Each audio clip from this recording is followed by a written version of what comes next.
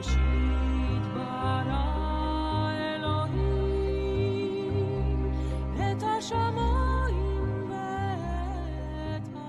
right, so why didn't Moses get to go into the land? I will tell you that in Jewish commentaries, there are in excess of 20 different ideas of what the problem was. Nobody really knows, and I certainly don't. I'm not going to suggest that I do. All three of them wind up dying. Miriam dies first, and then the water stops. And Aaron will die next, and the rabbis say that when Aaron died, the manna stopped. But there's lots of different opinions as to what the actual problem was here.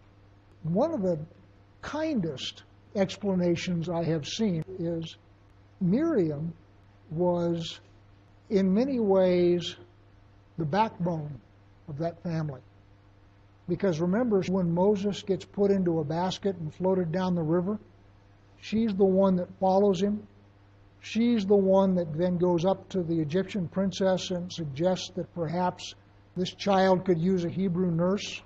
She's the one who leads the women in song when they come through the Red Sea. She's also a prophetess.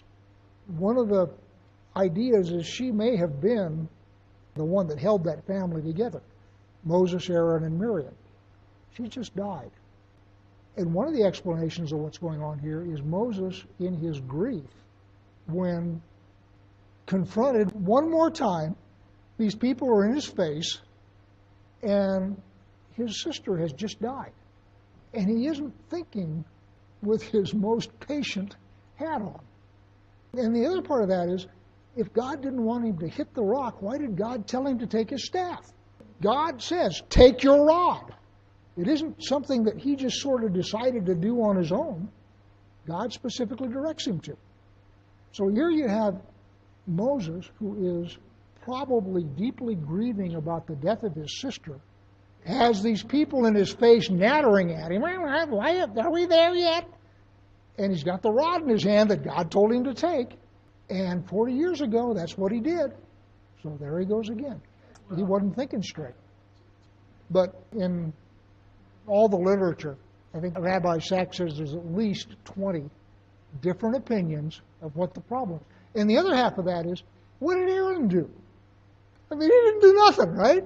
But both of them can't go into the land. There's two things. One is a different generation requires a different leader. He started off leading slaves. And in order to get slaves busted out of Egypt, you need a guy with a bit of sand. And so Moses is your guy. Going into the land, instead of former slaves, you are now leading freeborn men. Because everybody that's going into the land was born in the wilderness and was born under freedom and was born in the presence of God. The group that came out of Egypt were slaves. They were used to being ordered around. And Moses ordered them around. Story Larry Arnn was saying. The King of England apparently actually wrote a rebuttal to the Declaration of Independence. And he sent it over to, I think, the siege of Boston or someplace, and had this rebuttal to the Declaration read to the American forces. And his comment was these guys were about ready to leave because their enlistments were up. The army was starting to fritter away. And the rebuttal from the King of England basically says, I was born to rule. I am a king by divine right. You are born to be my subjects. Now get in line. And the army, when they heard that, said, is that what he thinks? And the army came back together. So the idea that you need somebody different to lead free men than you need to lead former slaves is one reason that Moses does not get to be the one who enters the land with them, because you need a different kind of leader, because you've got a different kind of people. And the other part of that is, if you look at it theologically from the point of Yeshua, Moses is representative, if you will, of the Torah, the law. He's the great lawgiver. I mean, God wrote it, you understand, but Moses spoke it.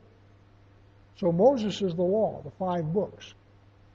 in order to get into the land, you need Yeshua, Joshua. The law gets you to the border, but Yeshua is the one that gets you across the river. Moses is, for a number of reasons, the wrong guy to continue the mission and conquer the land. Okay, he represents the law. He's a Levite. Guy that's going to lead him in is an Ephraimite, son of Joseph. So, I mean, all sorts of reasons why Moses can't go in. The interesting thing is Aaron's just standing there wide-eyed. And what do you mean? I can't go in either. I didn't do anything. It was him, Mom. Moses did it.